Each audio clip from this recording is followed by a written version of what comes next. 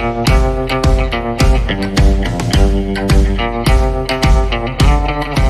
nama saya Irma Dita Citra Santi, saya dermatologis, dosen di Fakultas Kedokteran Universitas Airlangga, dan juga owner sekaligus direktur utama dari PT Ayola Indonesia.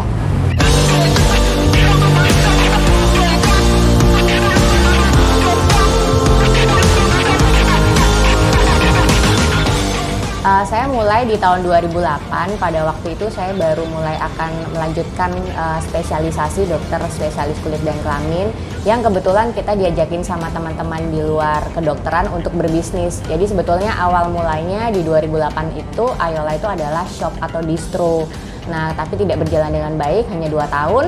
Di tahun ketiga kita switching ke kuliner karena nggak sengaja ngelihat ada pedagang kaki lima yang namanya mie pitik. Jadi kita ajak dia masuk ke dalam dan kemudian jadilah Ayola yang sekarang dengan konsep Pujasera yang tenan-tenan utamanya adalah pedagang kaki lima.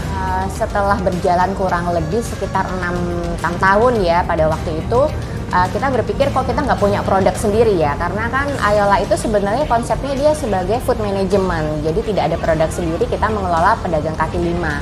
Nah tentunya marginnya juga kecil karena pedagang kaki lima sudah ngambil margin dan kita nggak bisa ngambil margin yang terlalu tinggi. Dan juga kita akan kesulitan untuk scale up. Jadi kalau tahu ya Ayola ini dalam 9 tahun cabangnya baru akan 4 nih, nanti akan buka di Surabaya Timur. Kenapa? Karena kita sangat tergantung sama pedagang-pedagang kaki lima tadi gitu. Kalau mereka mampu untuk buka cabang ya baru kita buka cabang. Belum lagi kesulitan untuk cari tenan-tenan yang baru. Sehingga kita terpikir untuk membuat produk kita sendiri. Yang pertama itu adalah Mani Penny Pancake, kemudian kopi kompleks. Nah, kalau Mani Penny sama kopi kompleks akhirnya kita akan mudah untuk membuka cabang-cabang baru karena kita sudah punya formulanya, SOP-nya, resepnya, dan tentunya tidak tergantung dari koki-koki yang seperti pedagang kaki lima tadi gitu.